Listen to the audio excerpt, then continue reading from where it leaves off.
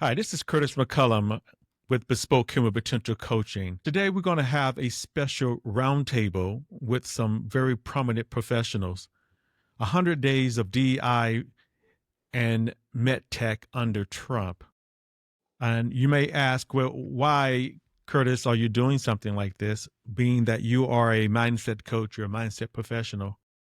I think it's important because of the fact that it's a storm, and in any storm, we need to be able to navigate the waters and understand what's actually going on. So that's one of the reasons when Jill asked me to host and be facilitator of this event, I gladly said yes, because I understand the importance of this particular topic. Today, we're going to be talking about the impact of funding and grants, the impact of loss of grant money, then the removal of DEI and the need to redefine DEI. But the whole idea, because I am a mindset coach, is okay, what kind of collective mind do we need to navigate these challenges? And today on panel, we have Jill Umbra. She's the founder of Balance Innovation Center. We have Khalil Thomas. He's the founder of Thomas Regulatory Consulting, and we have Dr. Emmett Jolly. He's the PhD. He is a professor of Case Western Reserve University. Guys, welcome to this panel this morning. Thanks. Hi. We also have and a special guest for us. We have Mr. Wayne Umbre. He is a pioneer in understanding how to navigate some of these challenges that we are currently experiencing. Thank you to Wayne Umbre for being a part of this. Also, when we think about DEI, one of the questions I even asked Jill when we first talked about this: has the industry really changed? I mean, did the industry literally live up to DEI? Even before the current administration? I think that's a valid question. So, Khalil, start us out with that. Do you think that the industry really embraced it, or was it just a name that people threw around?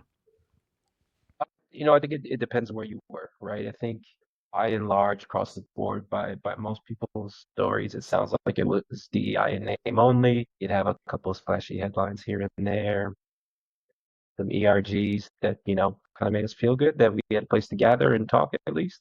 But in terms of real numbers, real improvement, real programs, real ladders, real impact, I think we tended to miss the boat. I looked out in a couple places in my career that maybe had a much stronger view and figured out how to leverage and find the business value in diversity itself. And so it switched from a diversity program, let's call it, and something that the company was actively trying to figure out, hey, how do we leverage the diversity within our company to further our goals as a company? And so I think they're bright spots, but by and large, I think most people miss the boat.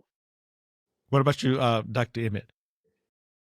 I think that a lot of the programs had significantly shifted over the years. There was even prior to the shift to DEI programs with the fights against historic affirmative action. There were debates about whether affirmative action itself was successful, particularly after the significant civil rights battles, the challenges, the historic consequences of that. And then with the states of initially the states of Michigan, Texas, and then Proposition 209 in California, making affirmative action now legal, then came the intellectual process of diversity, equity, and inclusion. And the framing of that really shifted away from what was traditionally considered of this action that affirmed trying to make up for some of the wrongs of the country, such that those models were no longer used. And so diversity, equity, and inclusion, and even before that,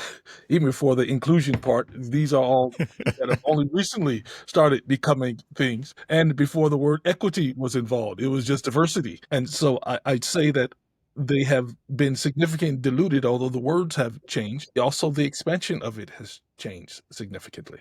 And so I'd say we'd already been missing the boat. Okay. But now that boat is taken off on its own significant. So basically, what you're saying is that it never really took hold. Not successfully, no. It made some change, but yeah. And that's kind of what I was thinking. I think Jill, what you want to chime in on? What's your perspective of this? Yeah, I think that especially the major corporations, but not so much smaller, there's a lot of smaller companies in our industry, but with the major corporations, I think they've made an effort. But one of the challenges they have is really understanding what that means. So, how do you retain a diverse workforce? How do you recruit a diverse workforce? I spoke to one of the larger medical device companies, and they were telling me how they were going to pay managers to hire diverse client or employees. And in doing so, I was appalled because it's like, no, that's not how you actually do that. You still have all of your employees that have their individual biases. And then even in speaking with one of their senior level employees, she was telling us about all the programs they were implementing, and she looked at two Black engineers and told us how they were going to give scholarships to HBCUs, and looked at us and said, we may have to lower the standards. So in looking at the mindset of inclusion and what it means to hire a diverse workforce, and also to have their employees that are not necessarily from those diverse groups also buy into it, I think is the challenge that they've never really addressed. So I mean, and that's kind of where we are now. Now we have 100 days under Trump, right? And obviously, whatever that was there has been totally dismantled. What has been the impact of this decision of like, okay, let's just tear it apart? And was there really an impact, or now what we really see is what was going on underneath the hood anyway?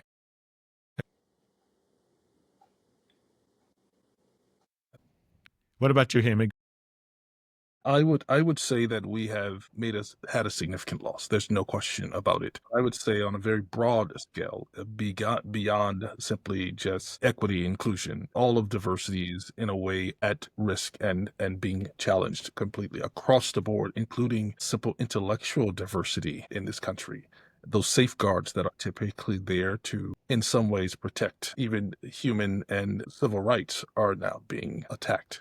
And so we're in a much different situation than they were even in the 1960s. Wow, I mean, and that's pretty deep. And what about you, Clea? Yes, the roads are there, we all see them now, but I think in a real way, right, there's impact. I think there's litigation that has made people who, let's say, had it in their heart and in their mind and said, no, this is what I want to do. I just don't necessarily know how to do it well to get the impact that I wanted. We're now afraid to even have those conversations about how do we implement this in a meaningful way because there's litigation, and I'm afraid. It's interesting that I see different industry, right? But a company like Target that I've seen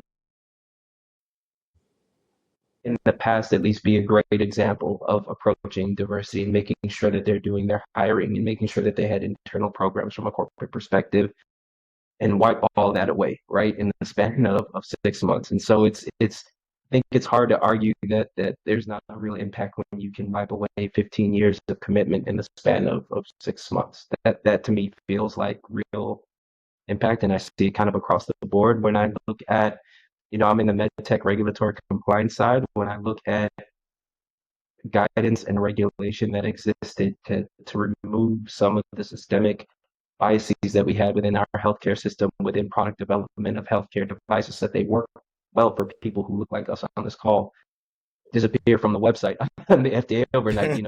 That's those were real guidelines. You can argue about how effective those were and how much teeth those had, but there's at least a bark somewhere versus complete silence. And so, when I look at things like that, I think it sends a pretty clear message to the industry. What about you, Jill? Yeah, I have in the last few days gone to different medical device websites to look and see what they have done from, whether they've removed pages, what they've done to adjust them.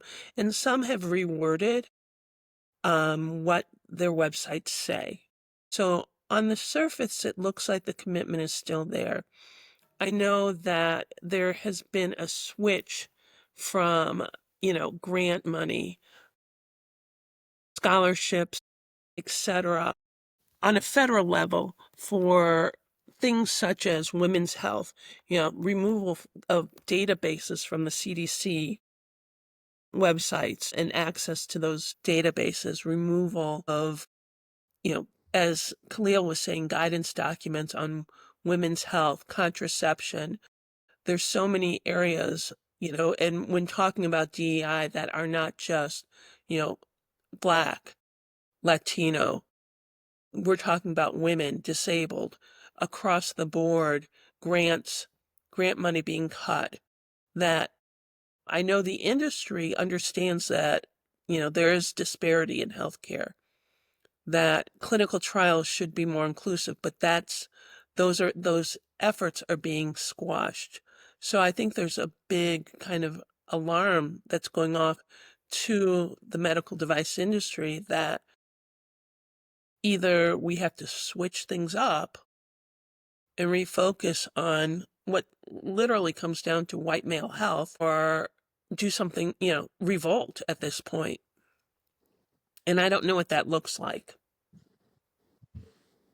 When you think about it, Dr. Jolly, how has it really affected students' admissions with the current policies, or did it affect the student admissions? Maybe I should just do a small disclaimer, which is to say that my opinions and comments do not reflect the views of necessarily, and I don't represent Case Western Reserve University in my comments, although I'm a professor there. So it's important to state that I don't represent. Absolutely. I would say that there have been significant impacts I think in general, we have not, and maybe I'll start with this. We have not had a new class under the new administration, if that makes sense, such that the major class starts in the fall. Okay. So there's been not a new admitted class, unless we're talking about the winter class, which I don't have the numbers for. Many of the efforts to now try to diversify the universities, many of those strategies are gone. Ways of looking at applications, not only at the student level, but also at hiring for faculty has shifted, so that now you no longer consider whether a person is male or female, that whether they have a completely different perspective that might be beneficial. So there are no safeguards to say, well, we should certainly have more than all white males in this pool. We should consider and review this. Right. Those guidelines are now gone. So when you add that, I mean, there's so much more to talk about in terms of scholarships that have been lost to students who may have received stipends, who those stipends that some of them use to help support their families are now gone. We have been taught that you survive through education, and if education itself is targeted, then that route to success goes away. And so I think that there has been an ongoing and will be even more drastic change, not only about sex, but also, or sex and gender, but also about race. And at the same time, challenges associated with international students who are now hiding to avoid being caught by ICE, even though some of them may be U.S. citizens. So there's some serious emotional, psychological, as well as financial challenges going on. Wow. I mean, so basically it's more than just money. It's more psychological and mindset. So I guess the question that we have to ask each other, especially with you two, Mr. Wayne, Umbre, is that how back in the 60s, how did we navigate those waters of inequity? This is for me. Yes, sir. That's for you. You are the consummate professional when it comes to what was happening in the 60s. Yeah, I can go back and remember those days when my wife went to Selma and came back. We were living in Cincinnati at the time. Came back and engaged in some of the riots that were taking place. It was very hostile time in our history, but it proved to be effective. Uh, we should always remember the efforts of Dr. King and other civil rights leaders who opened the doors and were brave enough to go out and challenge the establishment. And I had a kind of a unique experience. I grew up in a rural farm in Ohio. I was the only black student in my high school, and there I went to Miami University. There was one other black player on the team at the time. And then there I went to the NBA, where I was drafted by St. Louis Hawks at the time and traded before the season started because they didn't have any other black players. And I turned out to be the only black player on the Cincinnati Royals at the time.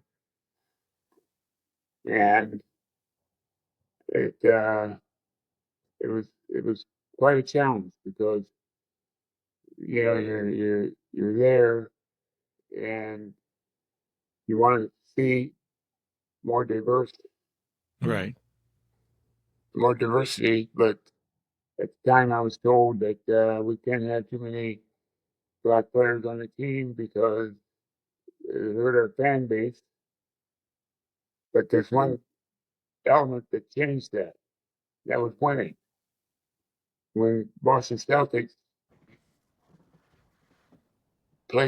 started five black players and won a series of championships, other teams started making note of that, and so that kind of opened things up somewhat. But they said that our ownership said that we couldn't have more than three on the team, so had to find our way through that. Uh, I think to fast forward, you look at the NBA's today, and there's a great education there. I've been studying this as I've watched the playoff games. You look at the fan base, every arena sold out and very diverse.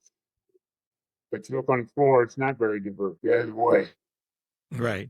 So, I mean, so when you think about that, though, I mean, when we take your experiences that was happening in that period and we see the progression, how has that happened throughout the STEM programs and through inequity, Kalia? What do you think?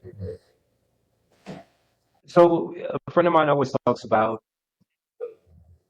the evolution of diversity, right? And he always talks about how, let's say, right before this last election, we were talking about a diversity of thought, and that's always one of the ways people try to get out of some of these other conversations. And he always responds with, let's master the diversity we can see before we try to tackle the diversity that we can't see. I'm always it always kind of reminds me of that, right? In terms of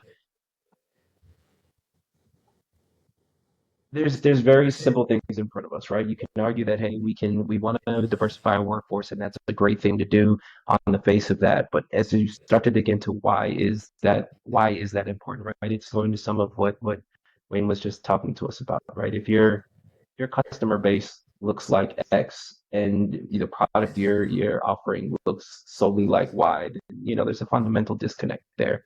Now you can argue whether or not that disconnect has importance, but I think at least in the MedTech space, right, in healthcare and the delivery of healthcare, I think it's critically important that the product that you're selling at least has the thought process of who it's being designed for at the other end of it, right? If we take a simple thing like race out of it, I used to work with the manufacturing of radiology equipment.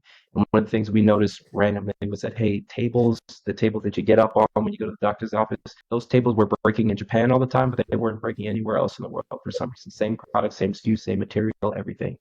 And over time, they started to realize, hey, what's happening is that people in Japan get up onto tables differently than people in the rest of the world. For some reason, I don't know why. I couldn't explain it to you. Don't really know what it is. But for some reason, people move differently and get up onto a table differently. That introduces different stresses, and therefore, all of a sudden, oh, okay, we understand it now. We can figure out why these things are breaking. We can fix them. We can keep them from breaking. Right?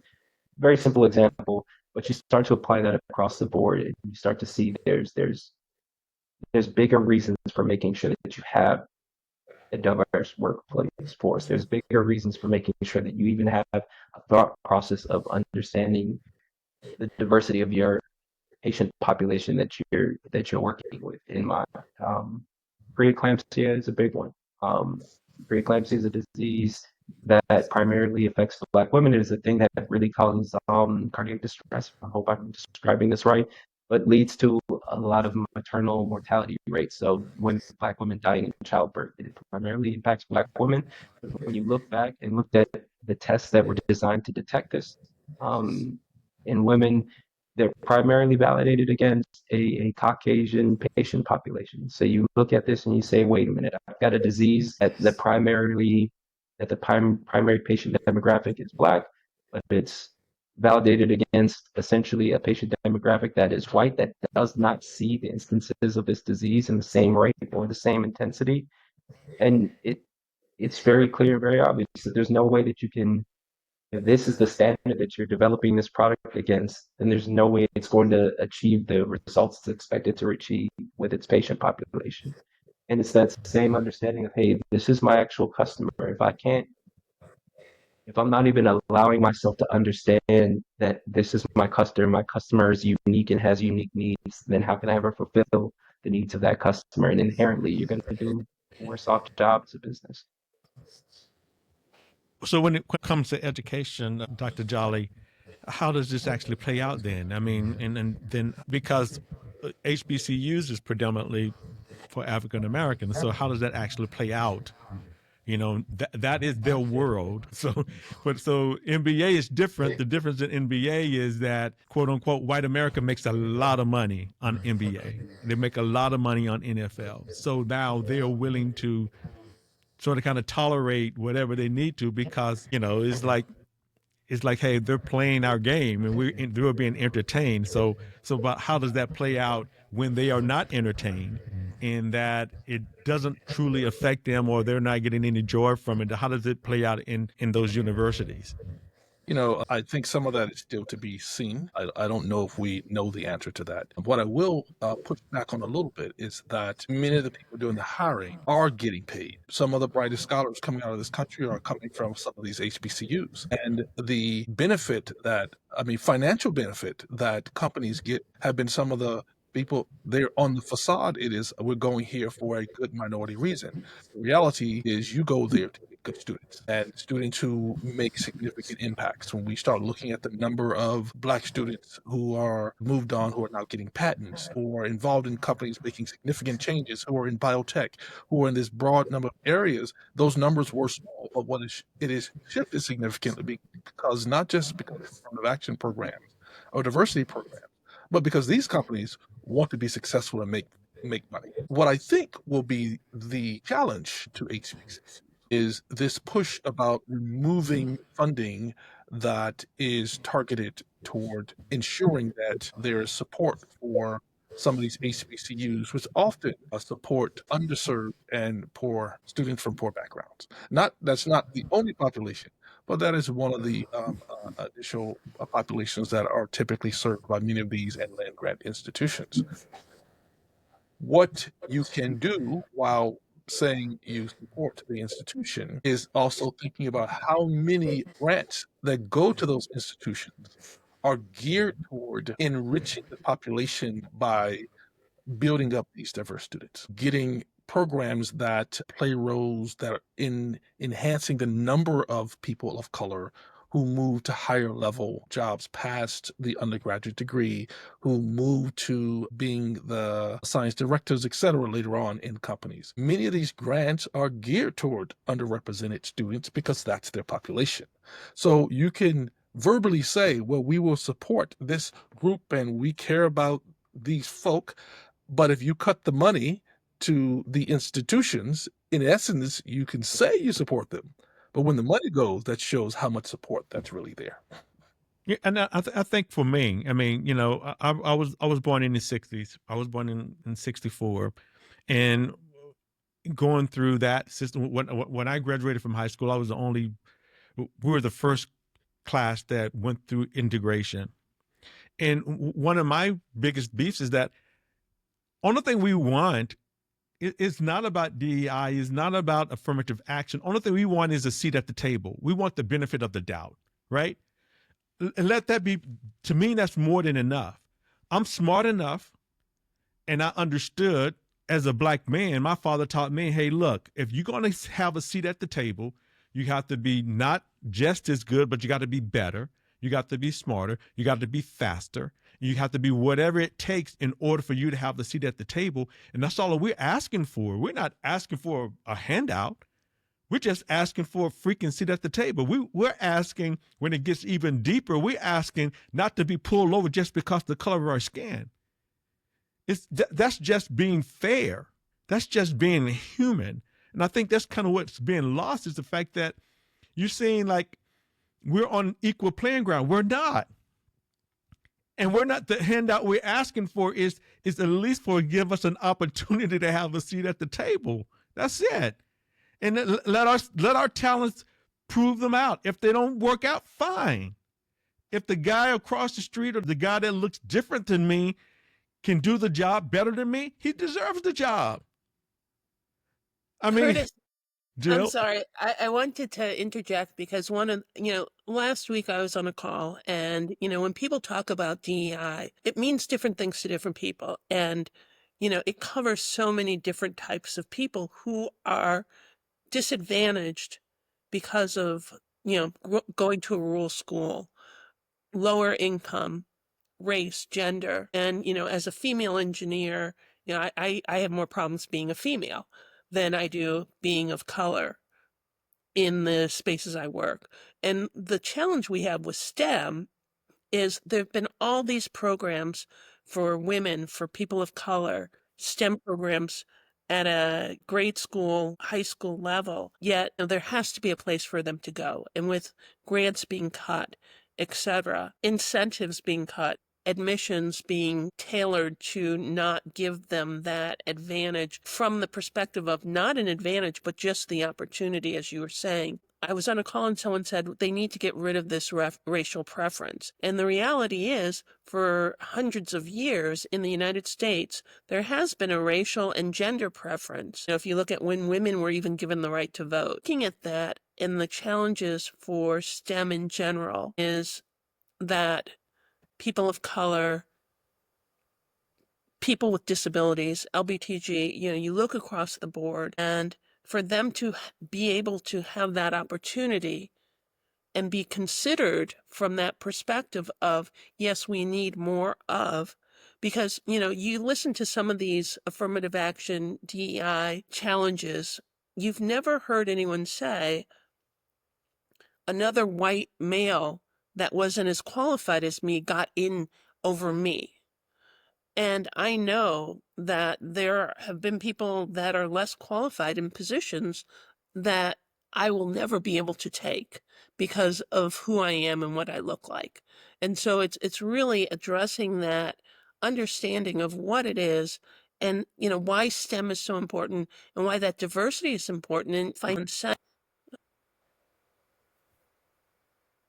Right. I mean, that's part of it too, and that's kind of where it plays out. I think that's what Dr. Jolly was saying, is that if you take out the root that builds the programs, that means that now you're not even giving me a chance because I can't even afford to sit at the table. I mean, I can't even I don't have the finances. I think that's what sometimes people think. Like, I think somebody was saying, well, my father's trust fund would pay for my college. Well, I don't have a trust fund. I can't go through school without having a student loan. So like sometimes they forget. They really forget. It's like they forget that that's the deal. That's the problem. It's like systemic racism doesn't start at what we're talking about, guys. It's deeper than that. I think Khalil made a point to that. It's like when you look at it on the surface, it's like, yeah, they're saying we're going to take away these programs. But it's deeper than that. It's deeper than just this surface stuff that we're talking about. It's the fact that if they take away the funding that allows an individual to have some type of education, then if we don't have an education, that means we can't even sit at the table. That means that now the whole thing will fall apart. And that's the craziest thing to me. I mean, somebody help me here. This is the craziest thing. Why in the world would anyone with any kind of common sense get rid of funding for education? Somebody help me, please. I mean, let me just say this, and it's a little radical, I admit, but the question becomes, if you don't care about the country, and if you don't care about the country's future, and particularly if we were raised with the idea that education is our way out. You Yes. move from poverty in this country, Yes. you can move up to a different level. So you see this with each race. You see this with poor blacks. You see this with poor whites. Opportunities to move up, which is why Pell Grants and things like that were formed in the first place, to help people that don't necessarily have money to be able to now afford an education to move up through society. If you are not interested in our country remaining the number one research place in the world, the wealthiest nation in the world, the place where we have the best hospitals in the world, if you are not interested in that, if you are interested in tumbling that with the idea that we should become a for-profit company that doesn't pay for education, that doesn't pay for the things that make us great, then you get rid of education. It's interesting because I've noticed in looking around the globe, people think that by hampering all of this, that it's going to make America, quote unquote, great again, whatever that means. But the reality is, you look at the stats, you know, with hampering all this, getting rid of international students, they're going to go somewhere else. The research will go somewhere else. I've been recruited to go to different countries, and these countries are investing in STEM. 25% of college graduates from Mexico colleges are STEM graduates. They pay for their interns to work in companies. The government does. So their emphasis is on STEM. China, Belgium, all these countries are looking to really take what we're throwing away.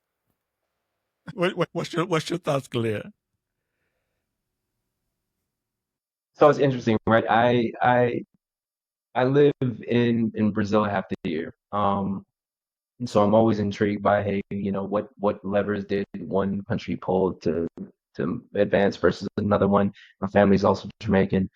And so I mean, I was clapping for you under the table. I don't know if you could see, but it's that. When you look at a lot of these other places, it's the difference tends to be ladders to success, right? Do you want people in your society to be able to elevate? And if they do, then by nature, more people start to elevate and the standard of living increases. It just makes logical sense, right? Um, and so as you look at the animosity towards ladders of success, whatever that may be, whether that's in education, whether that's in corporate private sector, in DEI programs, whatever that looks like in your arena, they're all fundamentally ladders to success and fundamentally levers to improve your station of life where you have the ability to do that. And if you start to remove that from people, then yeah, it's exactly Dr. as Emmett was saying, you start to place ceilings on people's improvement, which means you put a ceiling on your national improvement. And that's incredibly sad to watch from outside happening. When Dr. Jolly was talking about it, it's like it doesn't make sense, really. Meaning, like, if we're going to be the smartest country in the world, but now we are uprooting education because fundamentally for me, this is me, and I'm saying it for me and not for the panel, is because you want us to go back. For me, when you say make America great again, what that means to me is that you want us to be subservient to you and that you don't want an equal playing ground, that you want us to, the whole system to crumble. Well, the bottom line is that's not going to happen. I don't know how many of you have read Project 2025, but sections of it, and this is kind of from a person of color, but also as a female, their push, part of taking contraception out of the FDA kind of CDC mindset. They literally want men to be the breadwinners of households, and when women are not necessarily working, and they want women to have more children. But then how do you educate those children? And what do those children look like? And so there's this push, yes, to go back to, the fees where people of color are not predominant in the C-suite, where women are at home. And part of what has made us successful is moving out of that and education for all, not separate but equal, but education opportunity across the board for everyone. And although we might not have achieved it successfully, we were getting there. And that being number one of all the things Emmett mentioned, you look at what's going to happen when that's not the case. Even the fact that canceling visas, international students help pay, a large portion of the costs for universities.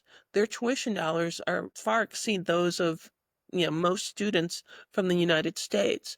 So, everything about what makes us great now, versus what, the mindset of make America great again is being stripped away. So there's no again.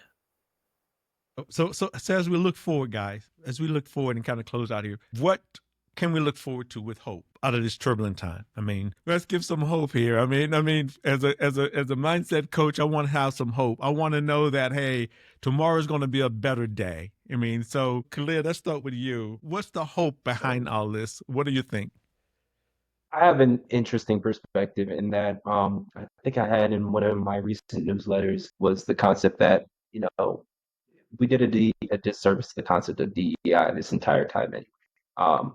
And so the fact that it's removed isn't necessarily the worst thing in the world if you take it as an opportunity to retool and redefine what it is and make sure that it is substantive, provides benefit, right?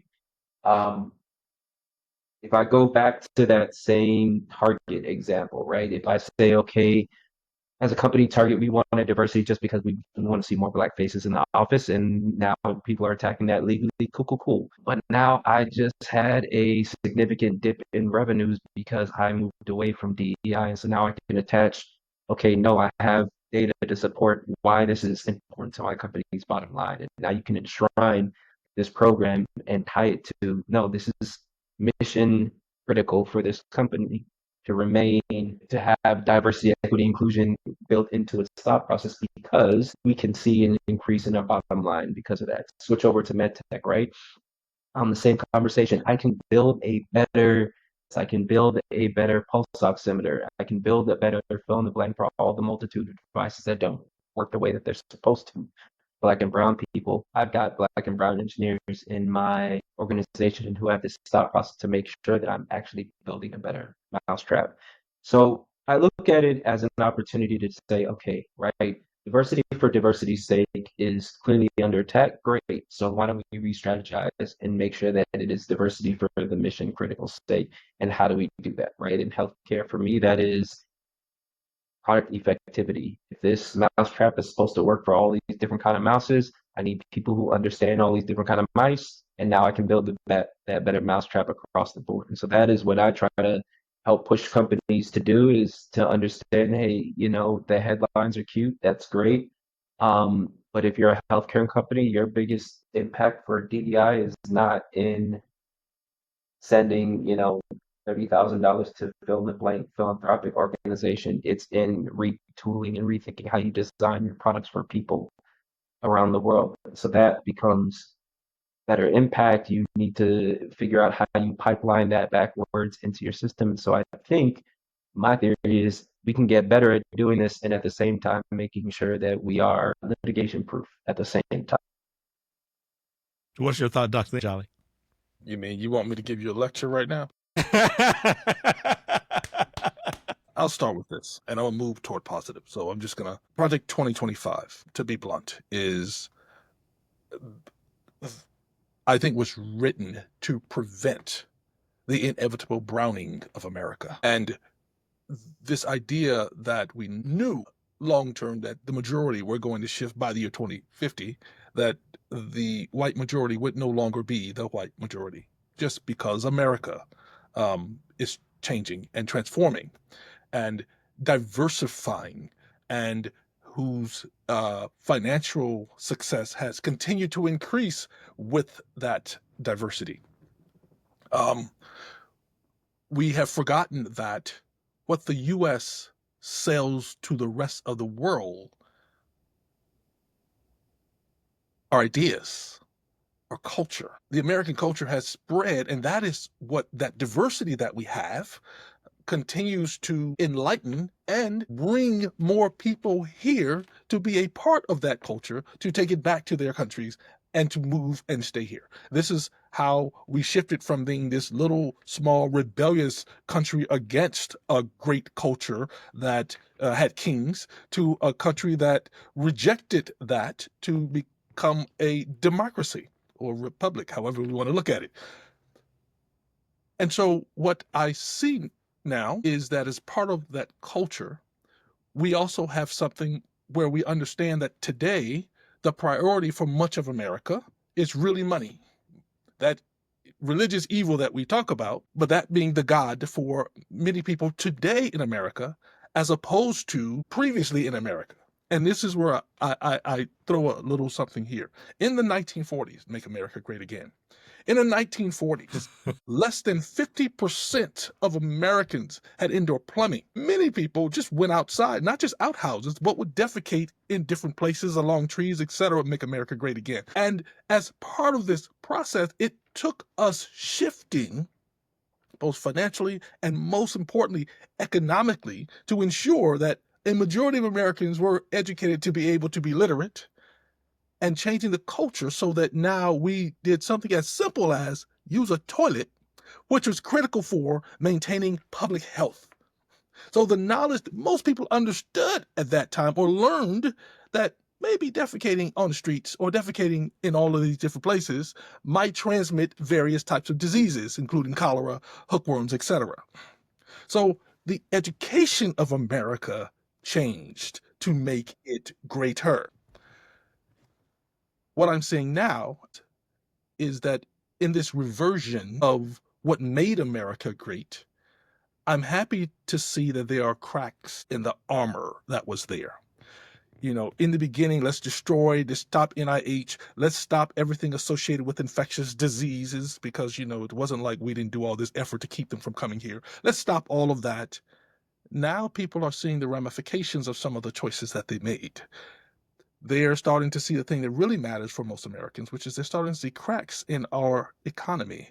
We're watching the stock market have a continual slide. We're watching our status within the world shift. Those people now are saying, why don't you Americans come to our country and become a part of our culture? Why don't we pull you the same way that we did with Jewish and German scientists back during that time, bringing them to America? Now, as Jill mentioned, they're going to do the same thing to us, but we're starting to see cracks in that. And those cracks actually matter because they may cause a reversion to get us to do the right thing, a shift so that now you continue to have women's rights, a shift so that now you appreciate the need for diversity. And this is where I'm getting close to an end here. When you talk to any person, when you invest your funds, the first thing that any financial advisor will tell you is diversify. That's Don't right. put all your money in one race, into one group. I like that. So if it is what is good for our money, why is it not what is good for our people? Wow. And I'll end with this. Otis Moss, I had dinner with Reverend Otis Moss recently, and he said something that stood out. He said that this won't be easy. He said, we're going to lose some people along the way, but we have been here before. We had Rosa Parks running by herself, walking from the north to the south and back again. We have gone through so many things with the civil rights movement, but in the end, we find a way to overcome. And so we've been here before. We have seen some of these challenges, and now it's an opportunity, as Khalil said, for us to make this better. Beautiful. Jill, you have any final thoughts? Yeah, as Emmett was saying, we've been here before multiple times, both as women, as different people of color, either as international people, immigrants from the countries they came from to get here. We've all struggled at some point. And the reality is the thing that has allowed us to overcome is community and coming together. I don't believe that if every company that's being attacked for their DEI policies came together and said, no, we're doing what's best for us and what's best for the country, that they could sue every single company. I don't think that, I was telling someone, when the first groups of researchers started to get fired, if everyone worked out of government agencies walked out all at once, what would they do? Now, the reality is unity is what really allows for change. And from a unity perspective, I look at it, how is 2, 4, and 7-year-old, some of them, these children were citizens, how do they get detained? Who are those people doing that? And those people, from ICE workers and government other side of the fence people, they've come together to try to change America in the way they want to. And the only way that we can combat it is for all of us who don't agree with the way things are going and don't see it as what's best for our country to put a stop and fight together as a community. I don't know if protesting, which, civil rights movement protests were there, people were getting arrested, but what really changed it was when, the community increased and came together. And I think that's what we really need is as a group of women, underrepresented, etc. We need to all stand up and not be afraid. Corporations need to stand up and not be afraid. I totally agree. Just in closing, like you guys said, is number one, it does take the collective, and it takes individuals like you guys to here on the panel to really continue to voice what's really going on. Is at the root of all of this, and in the logical being a certified financial planner in a different life. I love what Dr. Charlie said is that one of the first things I used to tell my client is diversify, diversify, diversify, because if one part of the market goes down, the other parts are going to be sustained. And by you now trying to put all of our eggs in one basket, it doesn't make even logical sense to anyone. But the hope, and I love what Khalil ended with, is that number one is that, we've been here before. That's the thing about it. We are a resilient people, and now we have more people who are more resilient than ever before. They're more educated than ever before. And yes, we're gonna take some blows. Absolutely, we have taken some blows in the last 100 days, but that's not the end of it. The ideal of it is that now we understand there is a storm. We have to acknowledge there is a storm, and we have to now create a clear vision of where we're going to go with this. And that takes individuals to say, okay, what's my next step in the midst of them taking away the things or stripping away the things that I felt that was needed. Now we just have to come together as a people and says, okay, as a unit, we can make things better. And since it is a storm, we understand it's a storm. But now focus on the goal, focus on the opportunities that are going to come right now, and so that we can all be a better people. Once again, guys, I'd like to thank you for showing up, but I appreciate you guys coming. And Jill, thank you again for inviting me to be a part of this. I appreciate all you guys. Thank you. Thank you. Thank you. Once again, guys, my name is Curtis McCullum, and I believe that part of my process is always learning, growing, expanding, and transforming. That's what I call a legit mindset. That's what it's all about. Let's keep learning. Let's keep growing. Let's expand, and let's transform. Let's make the world a better place. See you next time.